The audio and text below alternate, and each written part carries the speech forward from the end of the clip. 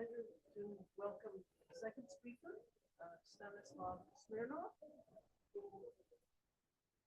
incidentally also fields medals. Congratulations.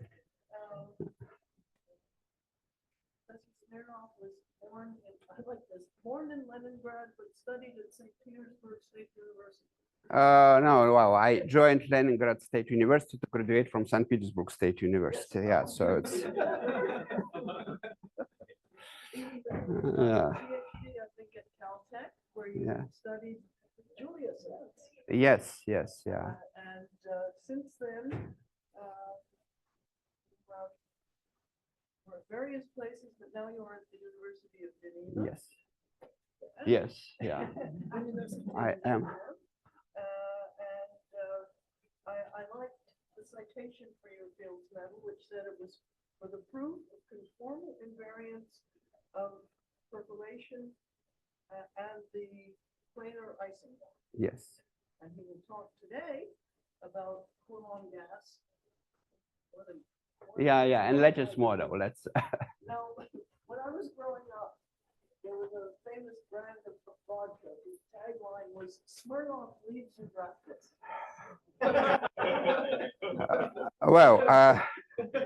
Unfortunately, it doesn't belong to my family. Otherwise, I would have sent a case every day to Fields Institute. But you should understand that first, Smirnov is the most common name in Russia, and the second, it's not my real name. It's a pseudonym of my grandfather, and I don't know what my real name is. So that's yeah. So he took on the pseudonym when he returned in 1938 from Barcelona. Well, Hot Front and all that. Well, getting back to the talk, it's very nice to be here, and I have 40 minutes, I believe, right? I do have 40 minutes, yeah. So I'm starting a bit late, so the clock is going. So it's very nice to be here, and we had this lovely panel discussion yesterday about what we do mathematics for. So my kind of understanding is that we do it like other sciences to understand things. And the difference is in scientific methods. So in physicists, for example, they propose something which explains everything they have seen, and then the test is whether it explains some new situation. So for us, proofs are the test. So proofs are not goals in themselves. It's kind of we want to understand. And if we're lucky, we have a proof. If we're really lucky, we have nice proof, which is 9 pages long. It's because Hugo Steinhaus, when he was chief editor of Fundamental Mathematica, famously said, no proof longer than 9 pages can possibly be entirely correct. So what we are after is trying to understand. And now comes the scary title. Actually, everything is much easier. So there are two sort of tokens, lattice models and Coulomb gas. So I'll start with lattice model. So lattice, you can't really say a model. It's a model is always a model of something, like a tabletop model of a train, or so lattice models of statistical physics of some phenomenon, and start with one of the sort of first ones. Now, why doesn't it work? Yes. So the first part, there will be 4 parts. The first part is about Tilings and Six-vertex model. So Six-vertex model was proposed by Linus Pauling, and we had this exercise of counting Nobel Prize winners during one of the previous talk. And it's interesting that in this area, there are actually 3 very notable Nobel Prize winners in chemistry: Linus Pauling and Warshon Zagier and Paul Fleury. So Linus Pauling, here are the 2 pictures. There is one when he graduated from Caltech, and he worked most of his life at Caltech. This is in Caltech bar. They have a picture of him. So you, if you want to get stoned under the picture of Linus Pauling or any other Nobel Prize winner from Caltech. And he had 2 Nobel Prizes. He had to resign from Caltech after the second Nobel Prize. It kind of says that, you know, we were told about political situation 1924 and Germany not being invited and so on and so on. So he was forced to resign when he got the Nobel Prize in Peace for nuclear disarmament. And that wasn't fashionable in Caltech in 1962. So the Board of Trustees kind of forced him out. He went to Stanford. But he was a great chemist, and he was actually the first who suggested that polymers should have this sort of spiraling structure when you put some amino acids, and then it's kind of precursor to the great DNA discovery. And he had many papers which are semi-mathematical. And one question he asked, what is the residual entropy of water ice? And what you do is suggest some simple model, which is not exact, but tries to capture what is going on. So his model was that you take it in 2 dimensions, you put it on square lattice, and you think that oxygen atoms are at vertices of square lattice, and then from each oxygen there are hydrogen atoms in 2 directions. So there are 6 possibilities: is the left, right, up, down, or like that, or like this. Well, I look like a sailor doing the signals. Yeah, so there are 6 possibilities, and that, there are no 2 hydrogen atoms in the same place. So basically, there is non-intersecting. So there is this condition. You can like put any drawing on every edge. There is exactly 1 edge. And then the question you very fast you notice that there is more than one way to do it. Actually, it's you notice that it's exponentially grows with area. And the question is, what is this base of the exponent? It's a to the power area.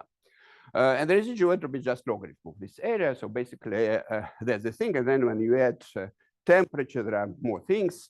Yeah, I must say that it's rather peculiar because, of course, in real water, it's usually not 90 degrees, and water is not 2-dimensional. But the funny thing is that like last 10 years, when people like 2-dimensional materials became fashionable, and so if you put 1 layer of water on graphene and you freeze it, actually it will be approximately 90 degrees. So you actually see the picture, which is very, very much like that.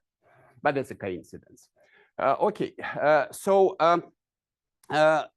maybe a better way to see it is just to say that you have puzzle pieces. And as I said, there are 6 different ways. So there are 6 different puzzle pieces, and actually there are 2 different ones and then rotations thereof. And the question is how many tilings you have. It depends actually on boundary conditions. So here, for example, the boundary conditions are that H pop left and right, and there are no H's popping up on top and on the bottom.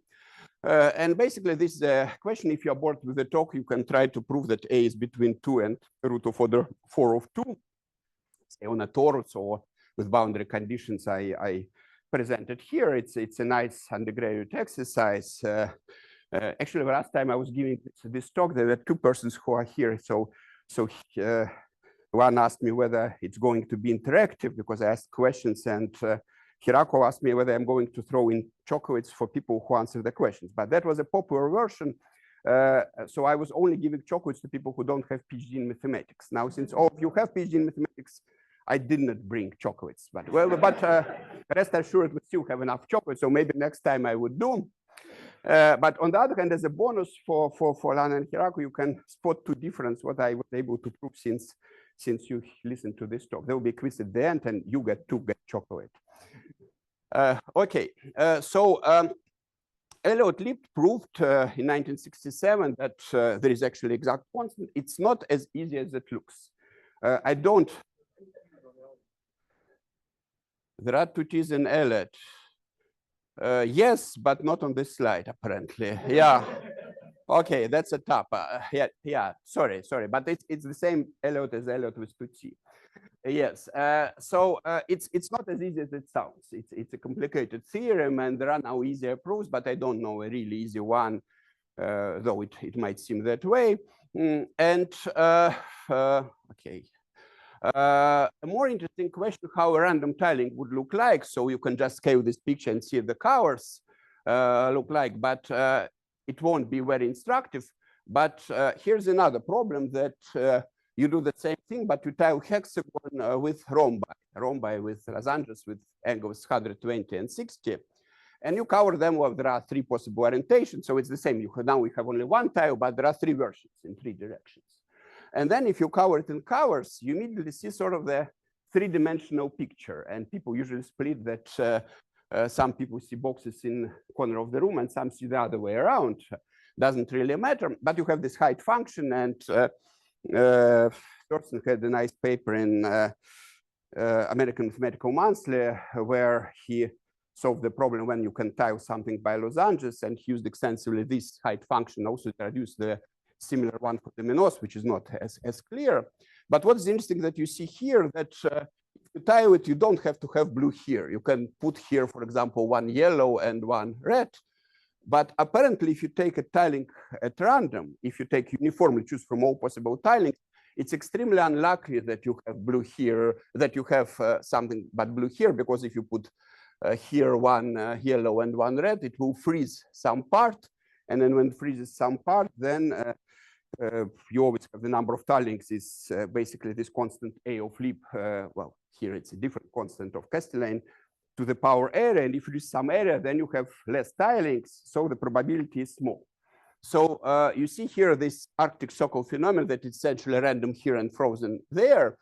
I just put this picture because it's more illustrative than if you do with the previous Tilings. But it begs the question how to study this randomness and how to visualize the same thing for square. So here there is a clear height function. You just imagine that it's a three-dimensional picture.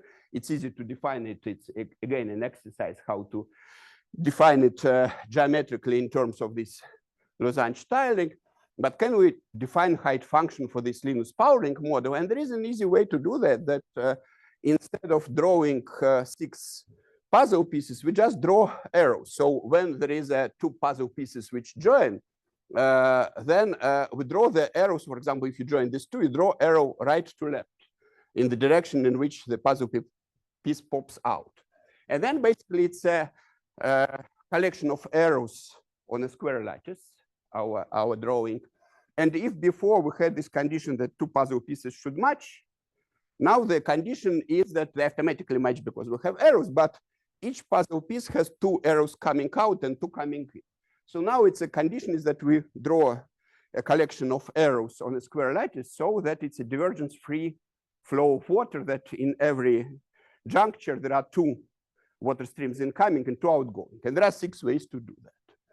So this is called 6-vertex model because there are 6 possible vertices. And clearly, since it's divergence-free, then what you have a height function on the dual lattice. So you can just define a function which changes by +1 or -1 when you cross an arrow.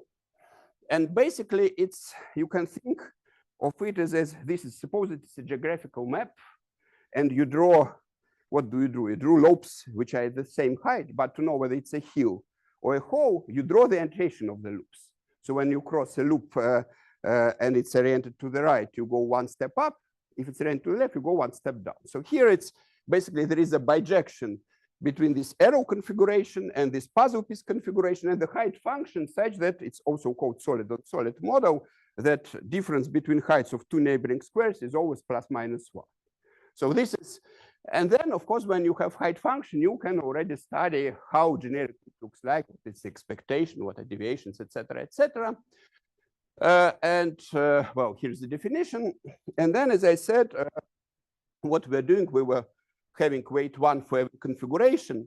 Then if we want to choose configuration at random, we just take partition function, which is sum of ones, just number of tilings, boundary condition, of course, taken into account, and then probability of a given tiling is 1/z.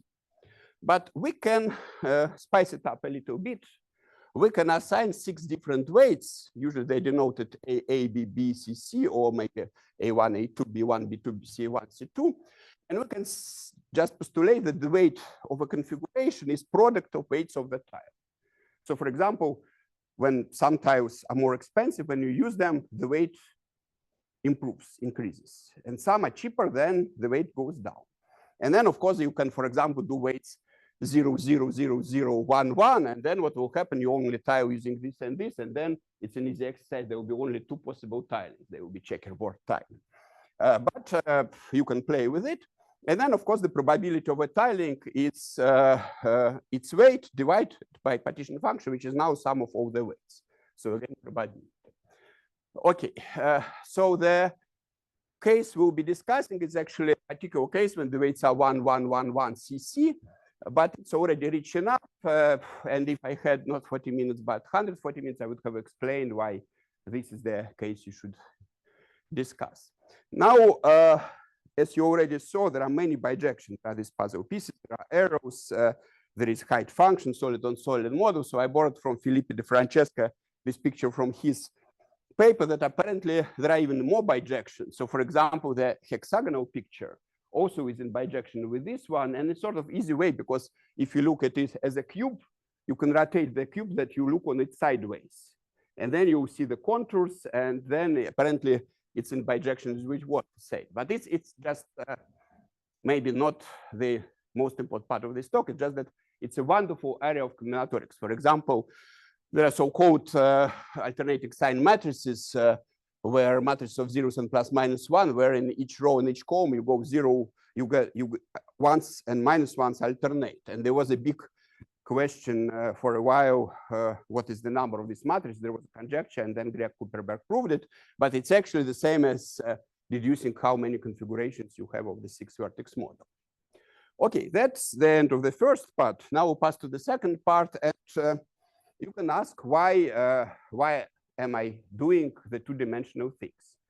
Well, the answer is, of course, I'm complex analyst by training, so I live in a two-dimensional world, or rather one-dimensional complex world. But two-dimensional things are somehow special. So if you do one-dimensional things, usually they are trivial in this context.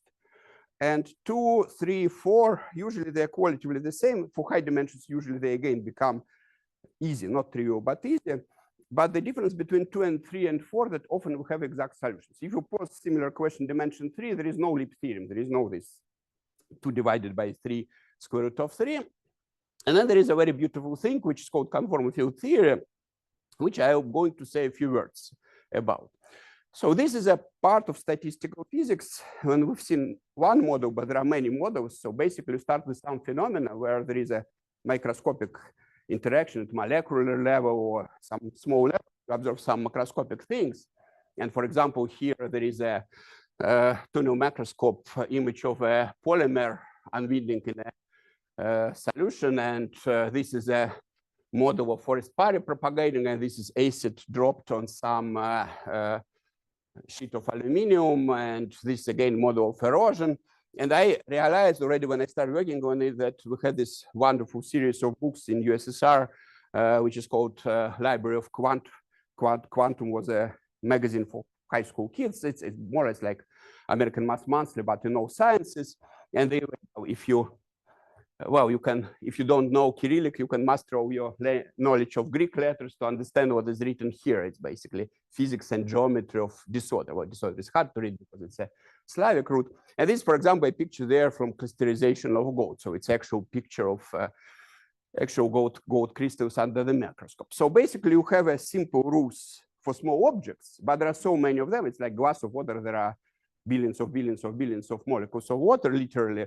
And they have simple interactions, but you can write equation, but you can't solve an equation where there are billions of billions of billions times 6 parameters. But you can do some statistics in the way of Boltzmann or Gibbs, so that's called statistical physics. What's so special about 2D? Well, first 2D is non-trivial, but it turned out that there are some exact solutions. So it started in 1940s. Well, first there were some propositions by Landau, but its mean field theory didn't quite work. But then Kramers and Vanier, they deduced the critical temperature for easing, and then Anzager deduced actually described the free energy in the easing model, and then Kaufman did it through a Fermat. So that was a hybrid of physics and math. There were many exact calculations, which is, if you think about it, it's kind of shocking because you have phase transition. So there are things which are non-analytic, but you write exact formulas for them. On the other hand, it's not impossible because Weierstrass theorem tells us that you can approximate any continuous function by polynomials. So if the function is exactly 0 and then some nice convex thing, still you can approximate by analytic function. Just in the limit, this analyticity breaks at the phase transition. Some of these things were rigorous, some were non-rigorous, and they still continue. And then there was this wonderful thing in the 80s, which was called conformal field theory, which led to many more exact things. So for example, these are two examples. So one is that if you take percolation cluster at Hausdorff, it's at criticality, Hausdorff dimension is 91/48. And that now it falls from the work of Greg Laurer, Adet Schramm, and Wendelin Werner and myself. And the other one, which is still waiting people to prove, is we understand it very well due to Greg and Adet and Wendelin, and the work of Hugo and mine tells that basically we need to prove one lemma to establish it, but just we have no idea how to prove that lemma. That if you count self-avoiding polymers lengths and simple curves on a lattice, then the main term is mu to the power n, where mu depends on lattice. But then the next term, which is small, is n to the power 11 over 32, and it's universal. So again, there are these wonderful things. And there has been wonderful 20 years with the SELI and discrete complex geometry, a lot of interaction between math and physics. So I'll just flash 2 slides, but go to Greg's talk to understand more. So conformal field theory, it was started with a paper of Zamolodchikov. Again, Zamolodchikov was missing A, just like Lieb is missing a T.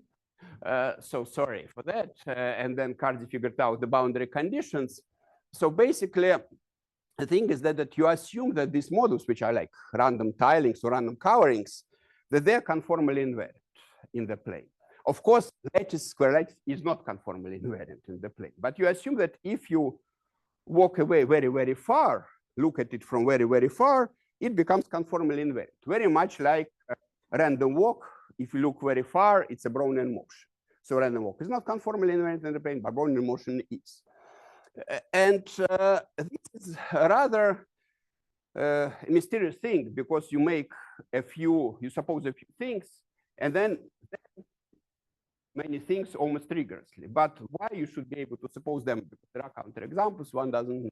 Now, what will Greg probably speak about is Schramm-Liouvny revolution. So it's again only continuous object, but it's very rigorous and much more versatile than it was supposed to be in physics. So it's a curve which solves this following very easy nonlinear equation with stochastic part Brownian motion. And there is a nice lemma bar Schramm that if you do some lattice thesis that it's conformally invariant in the limit, then the interfaces would be SLEs.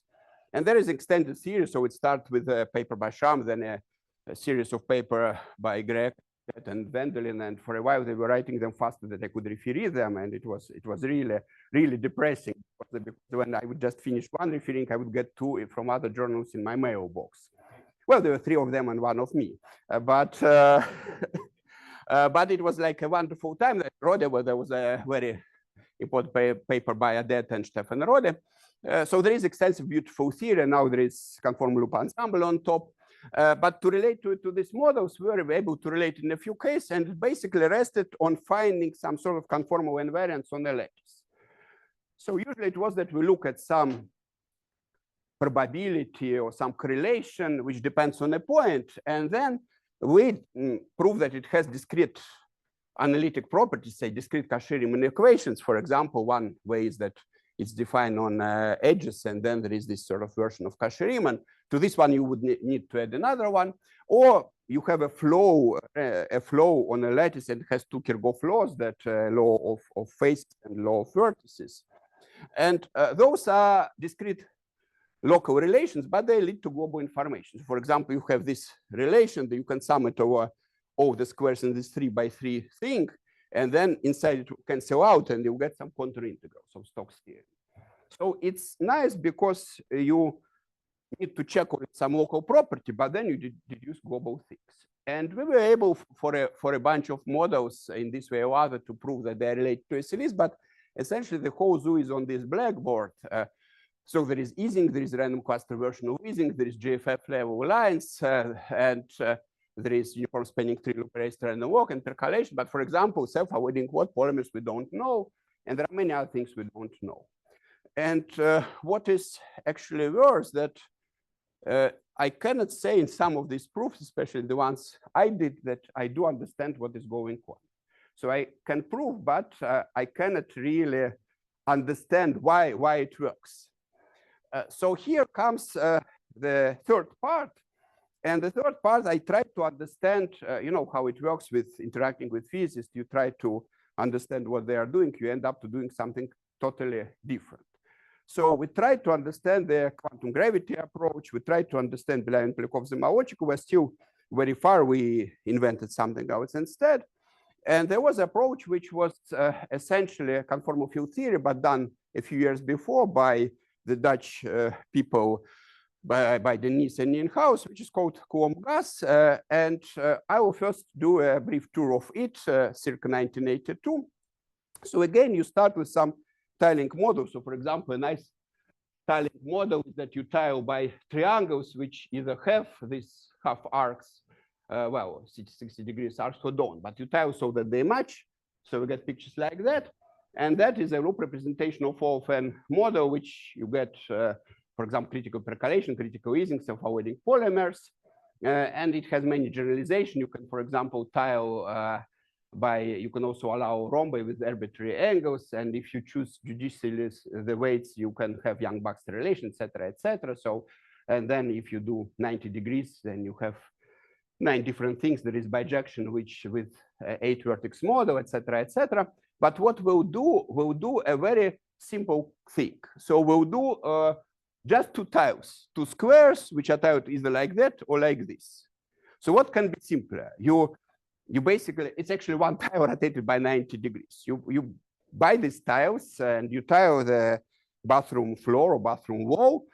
And it's clearly very easy to count because there is no restriction. They always match, no matter how you rotate. So the number of tiles is 2 to the power area. You don't need Elliott leap to prove it. Everyone can prove it.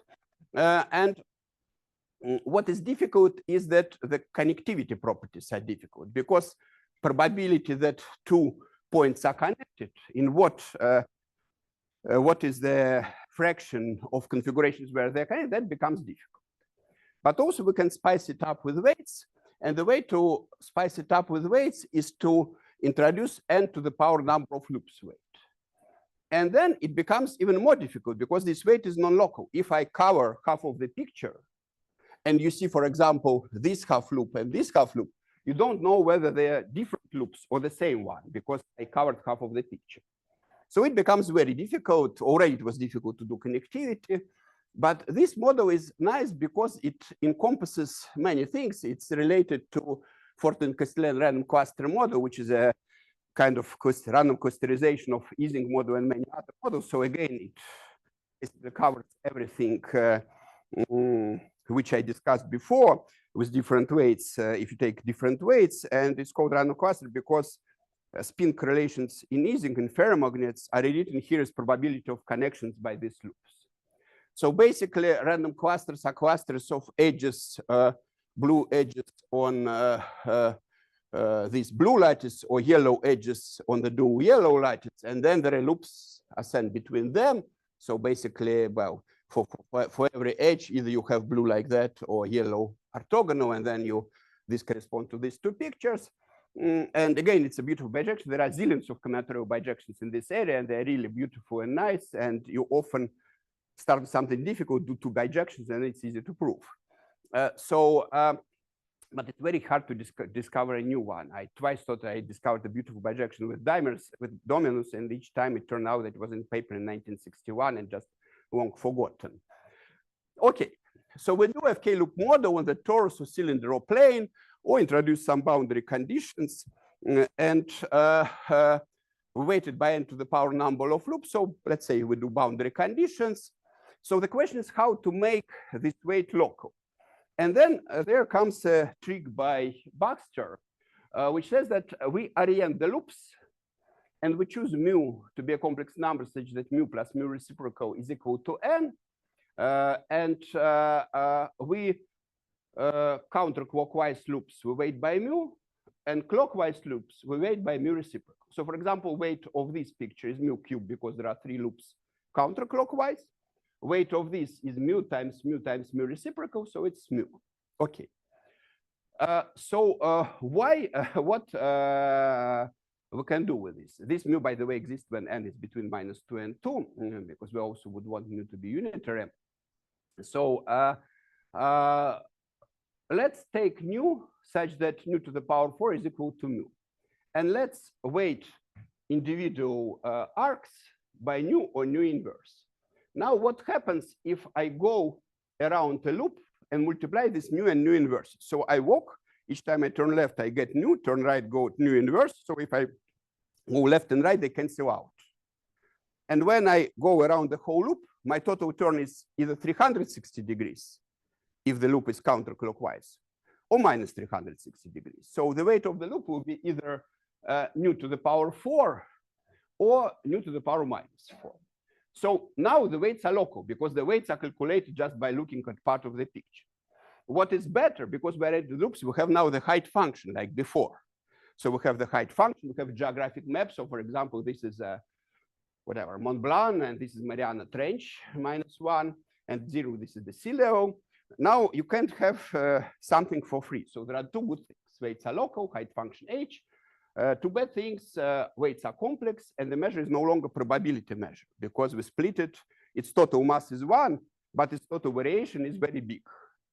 But the weights are complex actually is a good news, because I'm complex analyst by training, and that's the most beautiful area of mathematics and the most fun course to teach. It's really one of the most fun courses to teach. Now, how is it related to six-vertex model? So we have 8 pictures, so we should have not 6 but 8 vertex model, but let's calculate their weights. So it turns out that the 4 on top, they have weight 1, because there is one left turn and one right turn. Now 2 on bottom, these have 2 left turns, this is 2 right turns, they have weight nu squared nu -2. But these 2, if you forget how they are related inside, you get that you have the same picture, 2 incoming errors sideways and 2 outgoing vertically. But the sum of these weights, if you join them into this picture, will be real, because it's nu squared plus nu to the power -2. So what we do if we join this? First, we get six-vertex model. It's a positive thing. Second, we get rid of the complex thing, again, positive. But we no longer see the loops. We kind of fused 2 loops here. So what Nienhuis did with this approach, he said, well, okay, we have this height function. We have this weight, which is, again, real. Well, you can also do, obviously, it's with these things. And that's why I said that I choose A equal 1, B equal 1, and then C and C there. Nienhuis said that the weights only depend on the gradient of height function. So in the first 4 cases, we have a slope, we have a saddle for height function. No, here we have saddle, and the first 3, 4 cases, we have just a sloped surface, a flat surface. So basically it depends on gradient.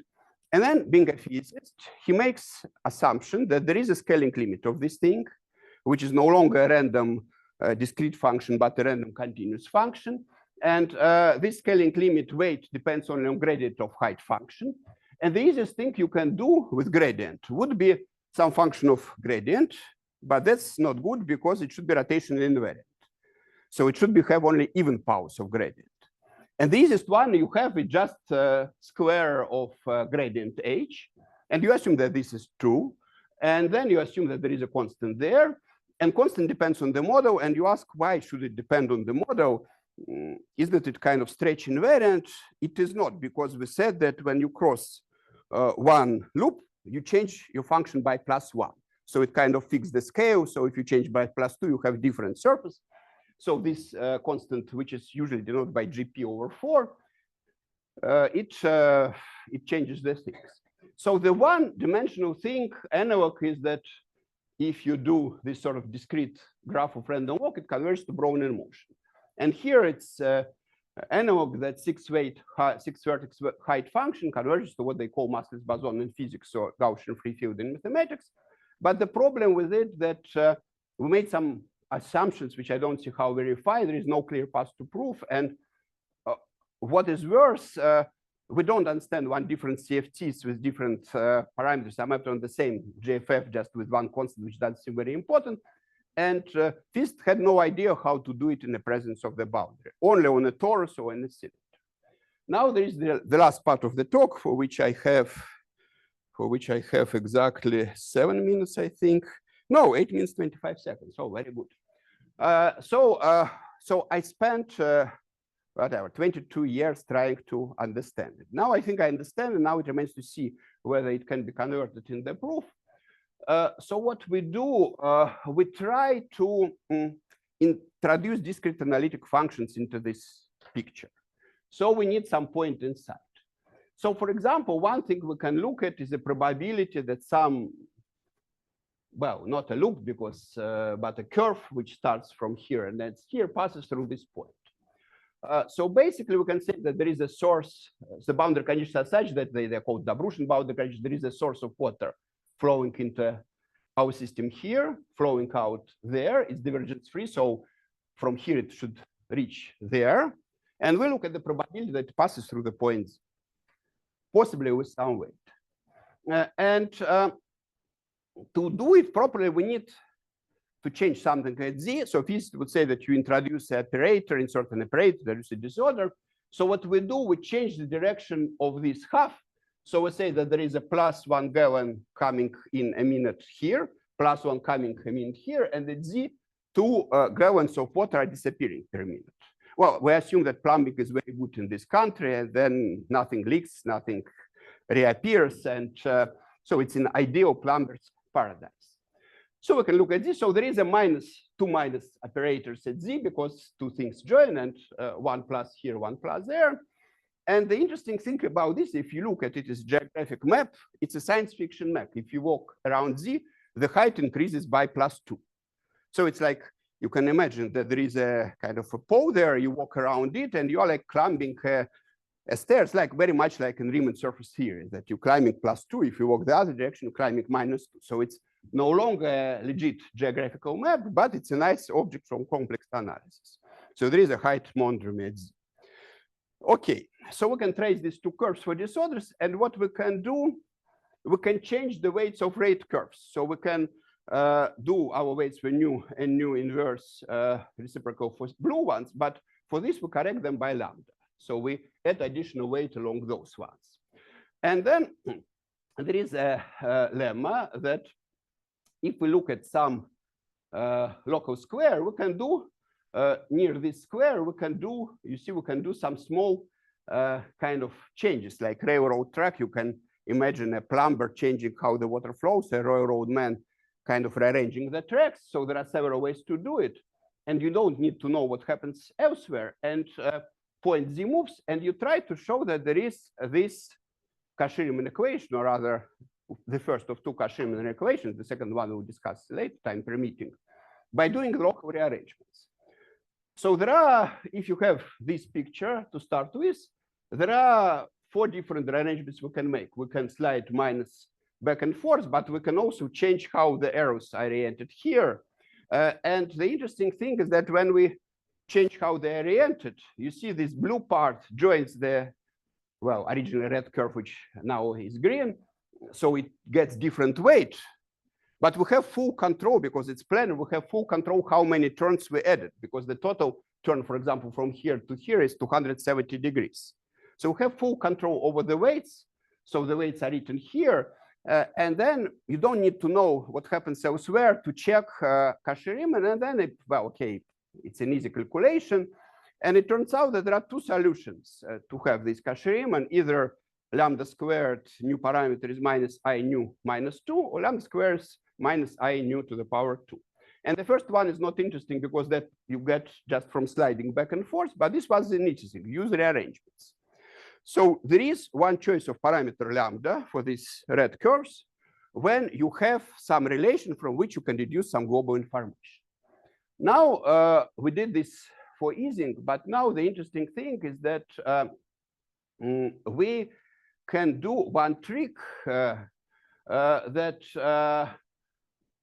rests on the fact that suppose we had this picture, and suppose we twist it so that this winding of this curve changes by 360 degrees. So now we're getting straight. Now we're getting with one full turn.